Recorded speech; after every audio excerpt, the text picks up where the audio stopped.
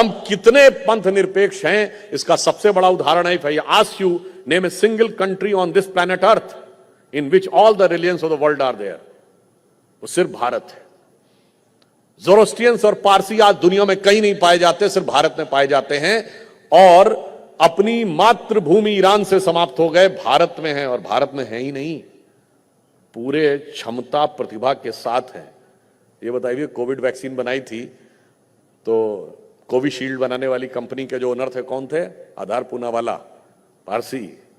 दो बड़ी बड़ी एयरलाइंस हैं, सबसे देश के पहले बड़े उद्योगपति जीआरडी टाटा, पारसी। पहला nuclear scientist Homi Bhabha, Parsi. First field marshal Sam Manekshaw, Parsi. इतना सम्मान, इतनी छोटी सी कम्युनिटी जो भारत के पॉपुलेशन का 0.1%।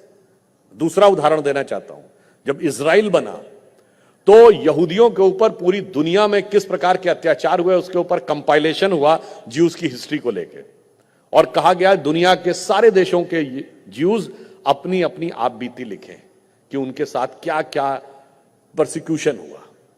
और सिर्फ भारत एक देश था जहां के यहूदियों ने लिखा कि forget about persecution, we never faced any discrimination on being Jews. और अगर आपसे पूछें कि इस्लाम में जितने फिरके हैं, यदि दुनिया में, सारे धर्म तो भारत में, दुनिया में कोई एक देश है जहां इस्लाम के सारे फिरके पाए जाते हैं तो वो कोई 57 मुस्लिम देशों में से मुस्लिम देश नहीं है, सिर्फ भारत है जहां सारे फिरके पाए जाते हैं। और इतना ही नहीं, मैं पुरानी बात नहीं कर रहा, अभी रिसेंट कोट कर रहा हूं, एक बहुत बड़े पत्रकार हुए मार्क टेली। मार्क टेली जो बीबीसी के संवाददाता थे पूरे साउथ ईस्ट एशिया के, he was based in Delhi and he remain in India for 26 years. और उन्होंने अभी सितंबर 2019 में द इक्वेटर मैगजीन में एक आर्टिकल लिखा, उसमें जानते हैं उन्होंने क्या लिखा है? उन्होंने लिखा Muslims in India are the luckiest. Bharat के मुस्लिम सबसे भाग्यशाली हैं। क्यों? उन्होंने उसका रीजन लिखा कि मैं 26 साल दिल्ली के निजामुद्दीन एरिया में रहा, एक तरफ हजरत निजामुद्दीन औलिया की दरगाह थी और उसके ठीक सामने तबलीगी जमात का ऑफिस, और दोनों का थॉट प्रोसेस एकदम कंट्रास्ट में था। उन्होंने कहा दुनिया में कोई दूसरा मुस्लिम देश होता तो 26 साल ये दोनों एक साथ नहीं रह सकते थे, किसी एक ने दूसरे को खत्म कर दिया होता। भारत के मुस्लिम इसलिए लकी हैं कि वो अपने मजहब में जैसे चाहें वैसे इबादत कर सकते हैं। 25 साल पहले, 50 साल पहले कहां के थे? हम जहां सिचुएटेड हैं, हम जहां विराजमान हैं, वहीं हमारी ऑथेंटिसिटी के लिए वो पर्याप्त है कि हम यहां पर हैं, हमसे कागज नहीं मांगे जाने चाहिए। यही स्टैंड था ना, ये था सेकुलरिज्म।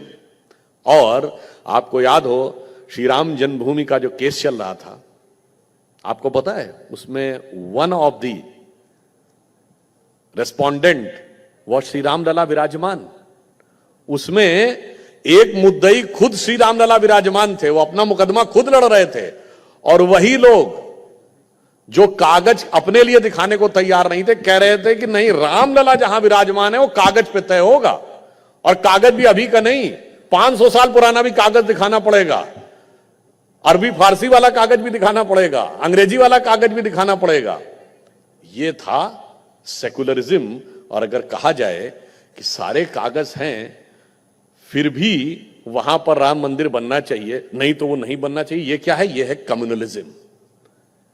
आप देखिए कितना विचित्र तर्क है। जो लोग हाथ उठा उठा कर यह बात कहते थे कि भगवान राम के संदर्भ में तो 500 साल पुराने कागज सारे चाहिए और हमारे खुद के संदर्भ में एक भी कागज नहीं चाहिए, तो इसे देखकर तो मुझे वो पुराने गीत की पंक्ति याद आती थी कि रामचंद्र कह गए सिया से, ऐसा कलयुग आएगा कि रामलला तो कागज देंगे, बाकी कोई ना दिखाएगा।